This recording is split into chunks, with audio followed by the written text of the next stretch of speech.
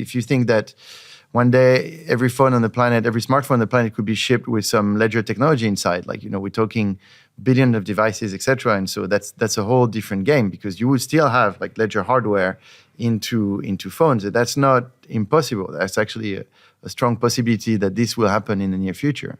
So is that something you're looking into then? Yeah, we always said it, quite openly. I think, the external device, the way that we've designed it, like I would call it like a necessary evil. And don't get me wrong, I think the product is great, it works super great, but people always feel that, for mass adoption, people always feel that, why should I have a secondary device? I would actually argue to say, well, you do have a wallet and a phone, so you actually have two devices. And what Ledger is trying to do with the Nano and our products today, and like what we call a hardware wallet, is just to replace your wallet. So what Apple did to your phone and designed the iPhone, we're going to do it to your wallet, and soon your wallet will be a ledger. If you look into your pocket, I'm sure you have a wallet, and it's over there actually. It's over there, but you do have a wallet. Yeah. Everyone has a wallet. And why is a wallet still non-technical? Like it's weird that the wallet is still these pieces of metal, leather, and cards and tickets, etc. All of this should be dematerialized, and that should be in your ledger. And if you think about it, what you want your digital wallet to be is very different from your phone. Your phone, you watch movies, you play video games, etc. The battery is very, it's a short time. Maybe you have it for 1 day or sometimes half a day, depending on your usage, etc. When your wallet, you want it to be on all the time. Like, you don't want to be in a situation where you need to pay or need to do that transaction and your wallet says, sorry, no battery. So we think these are two very different problems. However, we also feel that, so that's good and well, and that's going to stay, I think. So the external device, that's going to be your wallet, and that's going to be your ledger. However, in your ledger, you will have everything that is important to you in terms of your digital self. Like, you're going to have your Bitcoin, you're going to have eventually at some point your identity, your health data, etc. Everything that is digitally critically important to you and that you really want to secure. And so the ability to have this ported into several devices, because sometimes you want it in your phone, sometimes you want it in your wallet, etc. I think that's going to be important. So we're catering for these two futures where maybe you're going to have Ledger inside your phone and Ledger will be your wallet. Well, so I do have my wallet with me, but I have noticed recently I don't always take my wallet out these days, because since you have the ability to pay with your phone, that was a big game changer. I have to bring my wallet here because I needed my identity for renting a car. So I had to have my driver's license. There's little things like that, and there's someone to put receipts, which I have to carry around. Still get printed receipts from some places. But that kind of that future of not having a wallet, I think it is getting closer. Well, there is a future of not having a wallet, which is why we're catering for two futures, because nobody can exactly predict the future. And this is why we have these two streams. I still argue that the reason that you don't use your wallet is because it's non-technical and it's shit compared to your phone. Your phone is a better delivery mechanism for all those things that you just described. Now, I would say that every time I'm traveling with my phone and I need to flash my plane ticket or I need to do something, I'm always worrying about the battery.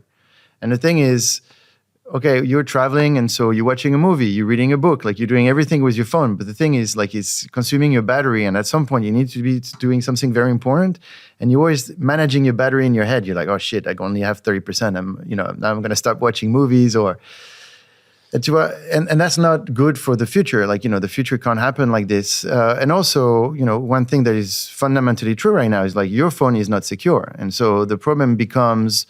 Sure, it's easier to have everything in your phone, but what if everything gets stolen? And so before you say, oh, but it's just my email, stuff that is annoying, but not life-changing. Now, if I take all of your Bitcoins from you, how is that life-changing for you? I'm going to be pretty pissed. Yeah, exactly. And so your identity, all of the things that's going to create your digital self. People talk about the metaverse, but the metaverse is just you having a digital self that you control. Right now, you control your body, as much as you can, but we all control our body. We are, physical beings, but what is our digital being today? Your digital being is mostly your Bitcoins, because that you own. and then we don't own much else. Like everything is Google, Apple, etc. In the future, you own everything on your ledger, and then you distribute the right for others to use.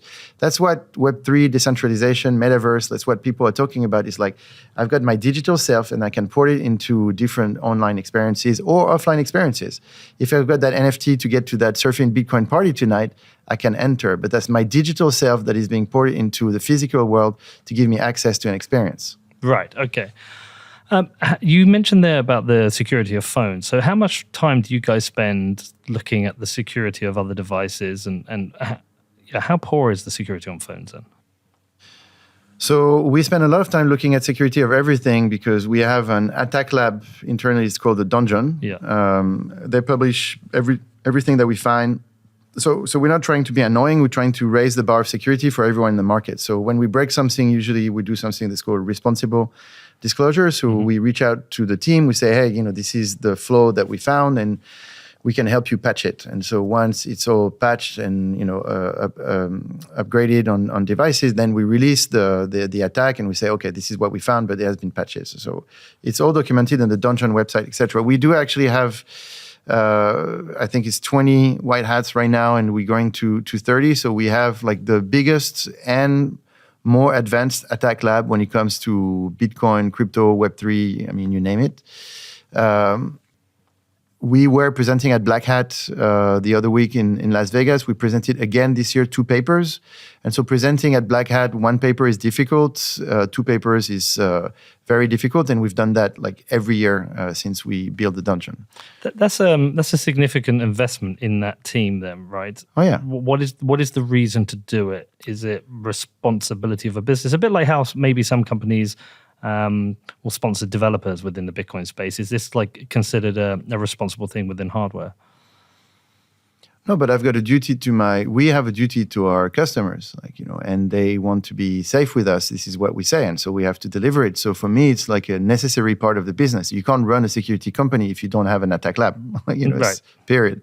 And you need to, because security is cat and mouse. Like people will attack, and so you need to defend. But in order to defend, you need to attack yourself to see, how to get in and what to do, etc. And you need to have the best guys on your side.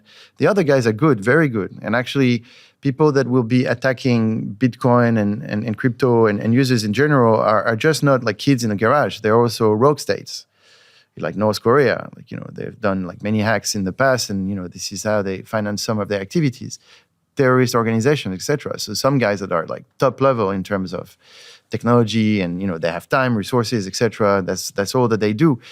When the Ukrainian-Russian war happened, some of those hacker groups, where they had both Ukrainian and Russian, started to sort of tell on each other, and so you could discover like the magnitude of their organizations.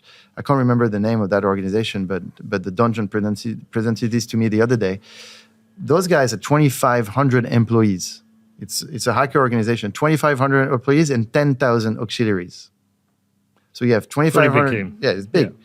2,500 guys that wake up every morning thinking, okay, like who I'm going to hack today, like what data I'm going to steal, Bitcoin, et cetera, et cetera. 2,500, which is why you see when a domain is under attack, or sometimes ledger users, et cetera, it feels fucking relentless. Yep. Like, people are coming after you every day, and they're good and they move fast, etc. And you're thinking, wow, like 2 kids in a garage, and you're like, well, guess not. It's 2,500 people. So they have an organization, they have like roadmaps, like they do the same that we do, but to steal your money or your data. So that's what's happening right now.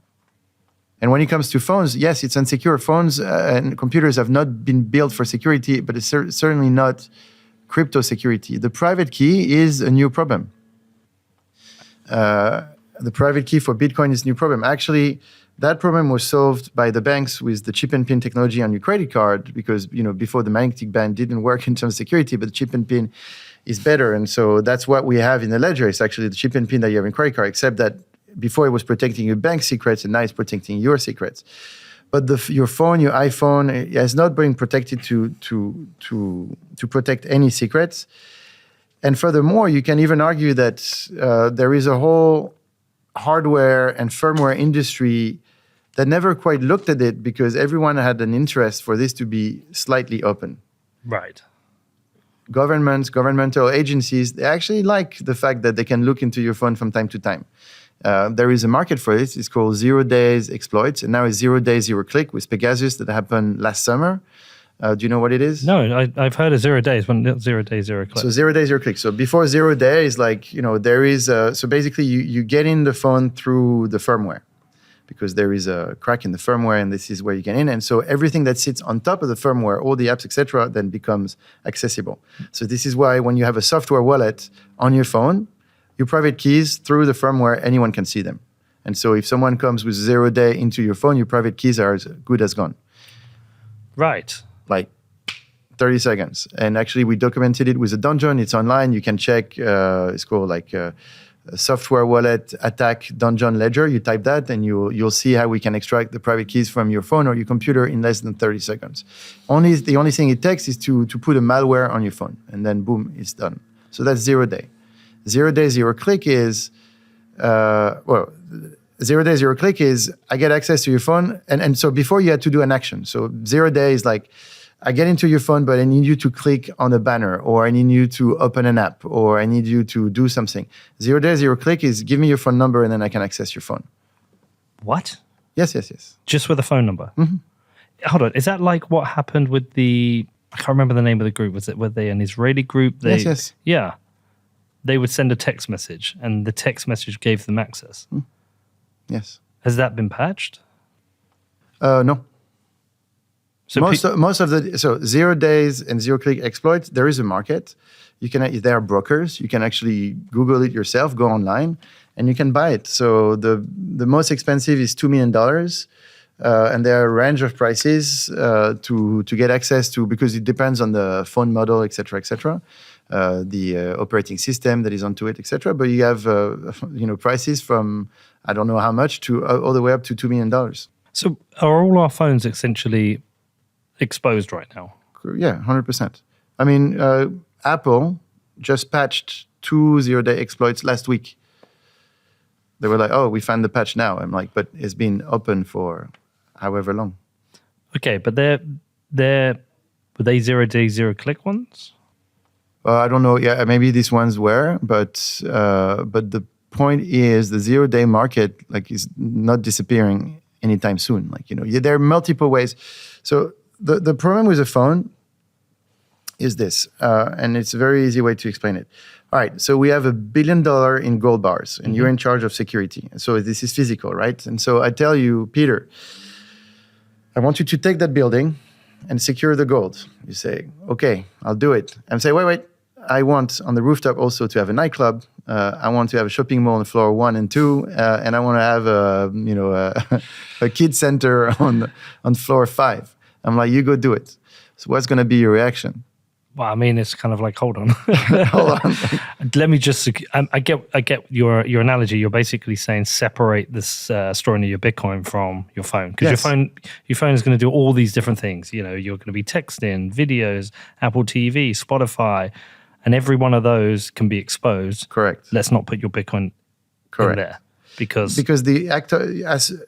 when you do multiple things like this, everything is an attack vector. It's like, your Netflix could become something like, you can, it's just like having a building with too many windows, too many doors, etc. And people are like, well, I'm going to go in like this or like that, etc. So to the example, security, digital security is physical. So when you see a secure element and you look at it with a microscope, it looks like a little city. It has it's hardware. So it's like physical defense. So the example of how do you secure gold in a building is very similar to how do you secure your Bitcoin in a phone or on a device. If you want the device to do too many things, like the nightclub, et cetera, then people were getting through the nightclub, and suddenly it's like, oh shit, like those guys, they came through the nightclub and they stole the gold, and so which is why the Nano S and then Nano X, like you see, they only do very few things. You validate transactions. That's it. You have a secure screen and a validator. That's all it does. You don't have a snake. You don't play video games. You don't have anything else because this is how you do the best security. It's like you get something to do something very minimal, which is why back to our conversation of, are we going to be your new wallet or are we going to be in the phone? It's very difficult to predict the future because also, in terms of security, if you start to put ledger in a phone, then you start to have attack vectors that are coming from everywhere.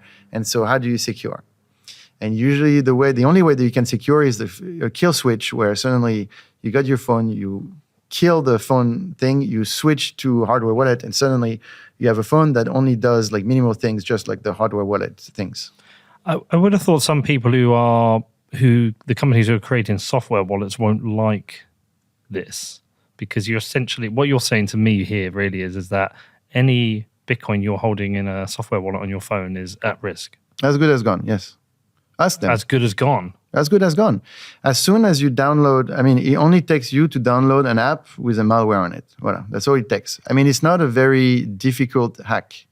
And by the way, you can quote me on this in 2 years, it will happen at scale. Right now, it hasn't happened at scale. Has an hack actually happened? Because what I'm thinking, there are. I'm not going to name them for now, but I can think of a number of software wallets, like Bitcoin software wallets that exist in the market, successful companies, because you're basically saying anyone who's holding Bitcoin in those wallets on their phone, you're saying it's as good as gone if someone wants to get it. Yes. And so there are two things. Hold on, why isn't this being actively discussed publicly? Well, because we're saying it, but nobody cares. Huh. Attends, so two things. First, if you are on a software wallet today and you're actively targeted, like you. Yes. So your risk is maximum, because the way I can access you, either with a SIM swap or target specifically your phone if I get your phone number, which is not very difficult to find, etc. Nope, easy. So if you get your private keys on your phone, honestly, your percentage of chance that it's going to be gone anytime soon is closer to 100 than to 0. Now, if people don't know you, don't know that you have Bitcoin, etc., okay, your percentage sort of decreases, but there are potential attacks that are coming in the future where malware will be deployed at scale through the app stores of Apple and Google, and they have no control over this. So malware will be deployed at scale, and so people will just deploy malware on any phone that download app A, B, C, or D, or whatever, and suddenly they will wipe out all the devices. And they will just search in any device, like, what do you have? They will try to see if there are private keys, and if they find, they will extract them. This is an attack that we've documented with the Dungeon. It's online, it's published. I'll send you the link. Yeah, please do. But we've showed it. And so when you ask like software manufacturers, they're like, well, like it hasn't happened yet. Like it's a more difficult attack, etc. And so the question is like, why hasn't it happened yet? And so the answer is because there are easier ways to steal your money. I mean, phishing is very cheap and very easy to steal money with phishing. And so, and also there are bigger fishes to fry. Like for hackers, there are other things, not just Bitcoin, in the world that bring them a lot of money. And so right now you don't have like 100% full force of hackers focused on this. But if we go back to 3 trillion, 4, 5, 10, 100. So we're catering for the next 5 years or the next 10 years, right? In 10 years, yeah, of course, these attacks will happen at scale. And so anyone who's on MetaMask or any software wallet right now that is on the phone, they're risking to lose their funds every day. Okay, so MetaMask itself is also entirely at risk. Oh yeah. Huh. You need to pair your MetaMask with a ledger or with some form of like hardware security. Otherwise, MetaMask only on your computer, on your phone, it's a risk. They know it. Everybody knows it. I mean, it's documented. Yeah, I'm surprised I've not heard about it, or why people aren't talking about this a bit more, because so many people are using. So, I mean, I have a software wallet, but I keep a small amount of Bitcoin on there, like sometimes less than £20, just like if I need it. It's like if I meet somebody that haven't got Bitcoin, I'm like, download a wallet, let me show you. But that's an acceptable risk, right? Like if you lose 20 pounds of Bitcoin, okay. Yeah, it's like keeping £20 node in my wallet. It's exactly. Like it's an acceptable risk, and also you have that convenience of being able to pay, like I have with Apple Correct. Pay. But that I would do. Like, if you got like £500 that you want to keep on a software wallet, okay, there is a risk. But like when you walk in the street with £500 in your pocket, there is a risk. Not 500,000. Yeah, but would you work with 500,000? £5,000 or 50,000 pounds, or you don't. I don't. I mean, generally speaking, always less than a few hundred, and very often less than 50. And yeah. So this is it. Like, I think you should have the same. You should treat your software wallet as a wallet that you have in your pocket when you walk in the street, and if people look into your pocket, they take it from you. Like this is exactly as easy as that with the software wallet.